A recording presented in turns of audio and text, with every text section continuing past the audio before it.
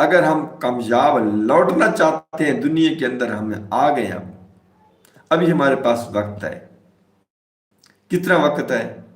اگلے پل کا بھروسہ نہیں، ایک سانس کا بھروسہ نہیں۔ ابھی ایک سانس میں لے رہا ہوں، دوسرے سانس کا مجھے بھروسہ نہیں ہے، یقین کہ مجھے دوسرا سانس آئے گا یا نہیں آئے گا۔ جس دن ہمارے ذہن میں یہ بات بیٹھ گئی، ہمیں اس پر کامل یقین ہو گیا، اور علماء کرام یہ بتاتے ہیں کہ خشوع حاصل کرنے کا، خشوع خضوع حاصل کرنے کا ایک ہی بہترین حل اور طریقہ ہے۔ وہ کیا ہے؟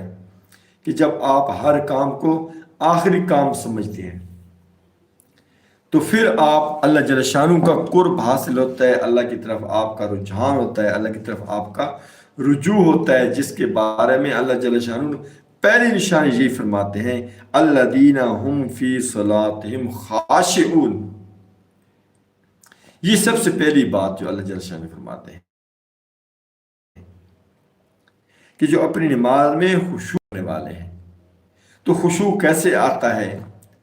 ایسے ہی آتا ہے کہ جس وقت آپ ہر کام کو جب آخری کام سمجھتے ہیں، ابھی آپ صلاۃ ادا کرتے ہیں، یہ کہ ہو سکتا ہے یہ میری صلاۃ عشاء، صلاۃ فجر میری آخری عشاء ہو، اس کے بعد مجھے موقع ہی نہ ملے۔